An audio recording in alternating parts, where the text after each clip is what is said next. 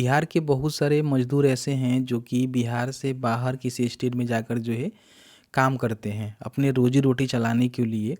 ऐसे में बिहार सरकार जो है इनके लिए एक बहुत ही अच्छा अपडेट मतलब लाई हुई है और कहीं न कहीं स्कीम जो है चलाती है, जिसके माध्यम से बिहार के अगर कोई मज़दूर है और कहीं न कहीं मान लीजिए वो अदर स्टेट में कहीं काम कर रहा है, तो उनको जो है समझिए कि 4 लाख रुपए तक का जो है दुर्घटना बीमा यहाँ पे दी जाती है।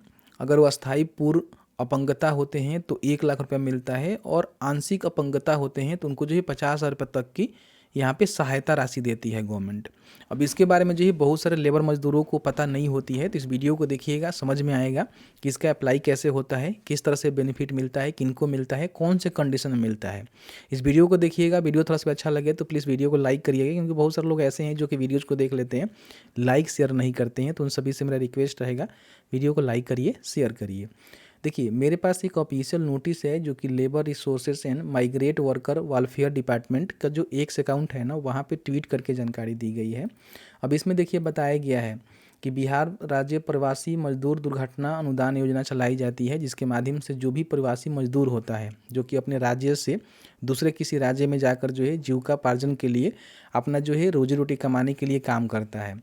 ऐसे में बताया गया है कि अगर कोई 18 से लेकर 65 वर्ष के बीच में बिहार के प्रवासी मजदूर हैं जो कि राज्य के बाहर अन्य प्रांत या फिर विदेशों में जीविकोपार्जन के उद्देश्य से प्रवास कर रहे हैं, उन्हें दुर्घटना के फलस्वरूप अस्थायी एवं अस्थायी अपंगता की स्थिति में अनुदान दिए जाने का प्रावधान है। साथ ही दुर्घटना मृत्यु होने पर उनके वैध आश्रितों को आर्थिक सहायता भी प्रदान यहाँ पे की जाती है। भगवान न करे किसी के साथ ऐसा कोई प्रॉब्लम हो, लेकिन कहीं ना कहीं बिहार सरकार इस प्रकार की स्कीम चलाती है, तो उसका बेनिफिट आप लेना चाहते हैं तो उसका फॉर्म आपको भर के जो है बेनिफिट लेना पड़ेगा। इस प्रकार के कोई लेबर मजदूर हैं जिसके घर में कोई कमाने वाला नहीं है, तो मान लीजिए उनके जो भी आश्रित होते हैं उनको कहीं ना कहीं थोड़ा सा फाइनेंशियल सपोर्ट मिलेगा। बाकी कोई बड़ी चीज़ नहीं है, दुर्घटना होना है, जो होना है वो तो हो ही जाता है, घट ही जाता है, बट स्कीम सरकार चलाती है तो इसका बेनिफिट मजदूरों को मिलना चाहिए। ठीक है। अब इसमें देखिए बताया गया है कि इनको जो है कितनी राशि मिलती है। मान लीजिए कोई लेबर का जो है दुर्घटना से मृत्यु होती है, भगवान ना करे ऐसा किसी के साथ कोई हो, क्योंकि पैसे तो बड़ी चीज़ नहीं होता है, मतलब कि ज़िंदगी से बड़ा पैसा नहीं होता है। लेकिन इन केस मान लीजिए कोई लेबर मजदूर के साथ ऐसा घटना घट जाता है तो उसके आश्रित को जो है 4 लाख रुपये तक का यहाँ पे बेनिफिट सरकार यहाँ पे देती है स्कीम के तहत।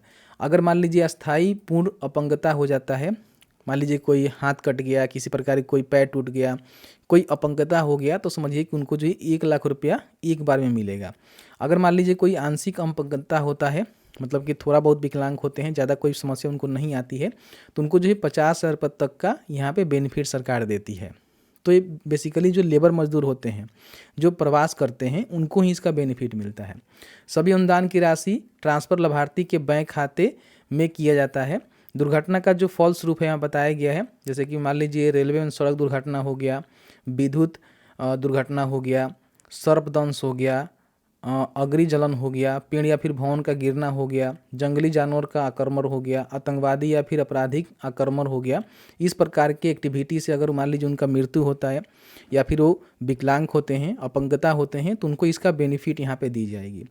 बताया गया है कि कौन कौन से डॉक्यूमेंट आपको देने पड़ेंगे, तो मतदाता पहचान पत्र, Aadhaar card, bank passbook, ration card, MNREGA job card, आवासीय प्रमाण पत्र, भारत या राज्य सरकार द्वारा जारी किए गए अन्य कोई दस्तावेज आप देकर यहाँ पे आवेदन करवा सकते हैं। मतलब इसमें से कोई एक डॉक्यूमेंट आपको देना पड़ेगा, सभी डॉक्यूमेंट आपको नहीं देना है।